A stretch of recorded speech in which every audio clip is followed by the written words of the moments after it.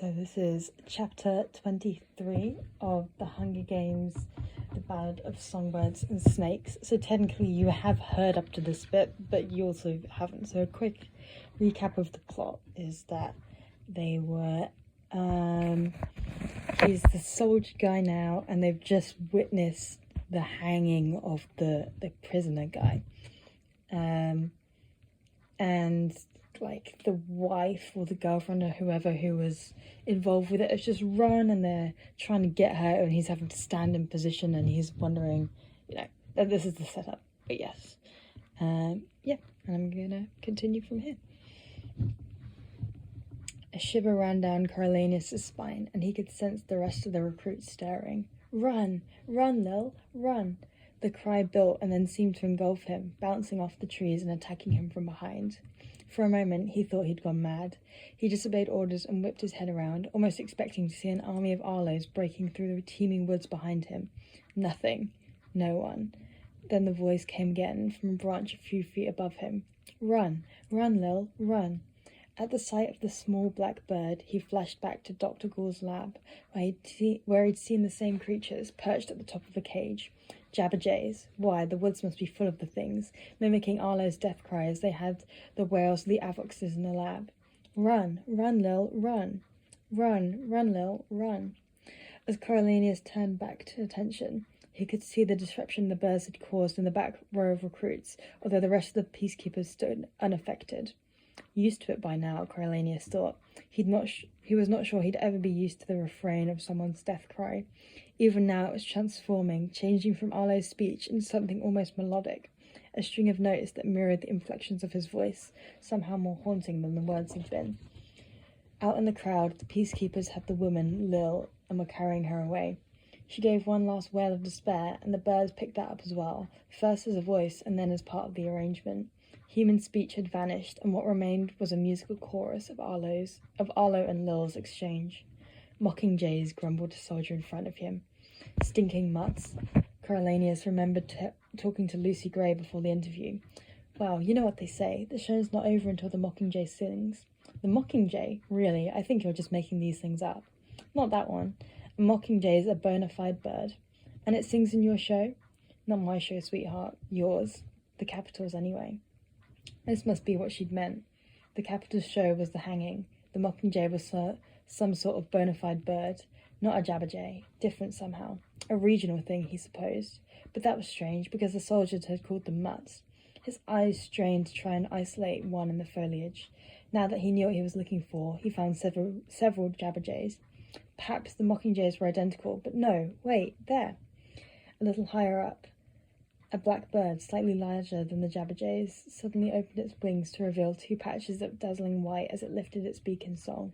Coriolanus felt sure he'd spotted his first mockingjay, and he disliked the thing on sight. The bird song unsettled the audience, and whispers turned to mutters, which turned to objections as the peacekeepers shoved Lil into the van that had brought Arlo. Coriolanus felt afraid of this mob's potential. Were they about to turn on the soldiers? Unbidden, he felt his thumb release the safety on his gun. A volley of bullets made him jump, and he looked for bleeding bodies, but only saw one of the officers lowering his gun. The officer laughed and nodded to the commander, having just fired into the trees and caused a flock of birds to take flight. Among them, Coriolanus could make out dozens of pairs of flashing black and white wings. The gunfire subdued the crowd, and he could see the peacekeepers waving them out, shouting, "Back to work," and "Show's over." As the field emptied, he continued to stand at attention, hoping no one had noticed his jumpiness.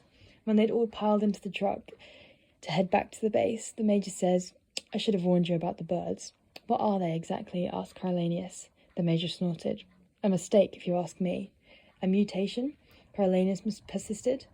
"Of a kind. Well, it's them and their offspring," the major said. "After the war, the Capitol let all the Jabberjay mutts loose to die out, and they should have too, all being male. But they had an eye for the local mockingbirds, and the birds seemed willing enough. Now we've got these Mockingjay freaks to deal with. In a few years, all the Jabberjays will be gone, and we'll see if the new ones can mate with one another." Coriolanus did not want to spend the next 20 years listening to them serenade the local executions. Perhaps, if he ever did become an officer, he could organise a hunting party to clear the woods of them. But why wait? Why not suggest it now, for the recruits, as a form of target practice? Surely no one liked the birds. The idea made him feel a bit better. He turned to Sejanus to tell him of his plan, but Sejanus's face was all gloomy, as it had been in the capital. What's wrong? Sejanus kept his eyes on the woods as the truck pulled out. I really didn't think this through. What do you mean? Asked Coriolanus, but Sejanus only shook his head. Back on base, they returned their guns and were unexpectedly free until supper at 5. As soon as they changed back into their fatigues, Sejanus mumbled something about writing to Ma and disappeared. Coriolanus found a letter one of his bunkmates must have picked up for him. He recognised the fine, spidery handwriting of Pluribus Bell and boosted himself up onto his bed to read it. Much of it confirmed what Tigris had already told him, that Pluribus was at the Snow service, both selling their goods and offering temporary lodgings while they figured out their situation. But one paragraph jumped out at Coriolanus. I'm sorry about how all this worked out for you. Casca Highbottom's punishment seems excessive, and it started me wondering. I think I mentioned that he and your father were thick as thieves when they were at university, but I do remember towards the end there, a row of sorts, very uncharacteristic of them.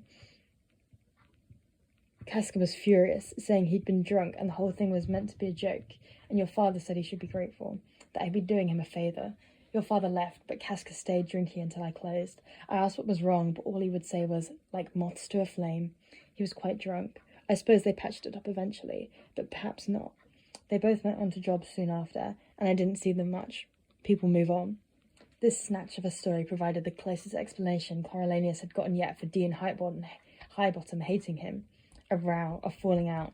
He knew it hadn't been patched up, unless another had succeeded it, because of the bitter way the Dean had spoken about his father. What a petty little man Dean Highbottom was, still nursing his wounds over some disagreement in school. Even now, when his imagined persecutor was long dead, let it go, can't you, he thought. How can it still be of consequence?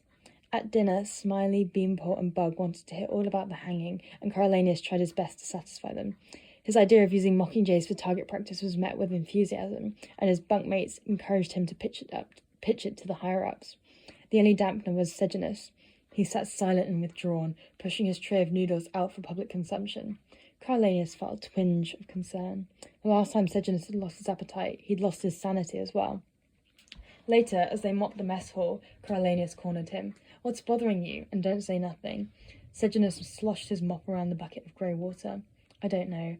I keep wondering what would have happened today if the crowd had gotten physical. Would we have had to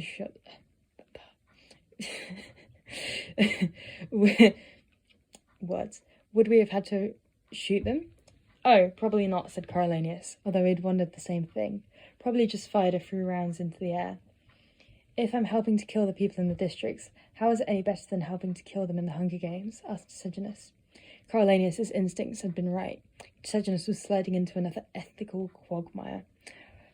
What did you think it was going to be? I mean, what did you think you'd signed up for? I thought I could be a medic, confessed Sejanus. A medic, Coriolanus repeated. Like a doctor?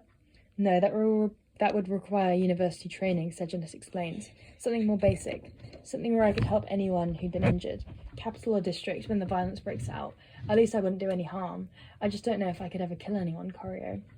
Coriolanus felt a stab of annoyance. Had Sejanus forgotten that it was his own reckless behaviour that had led to Coriolanus killing Bobbin? That his selfishness had robbed his friend of the luxury of such a statement? Then he suppressed a laugh at the thought of old Strabo Plinth, a munitions giant with a pacifist air. He could imagine the conversations that had transpired between the father and son. What a waste, he thought. What a waste of a dynasty. What about in a war, he asked Sejanus. You're a soldier, you know. I know. A war will be different, I guess, said Sejanus.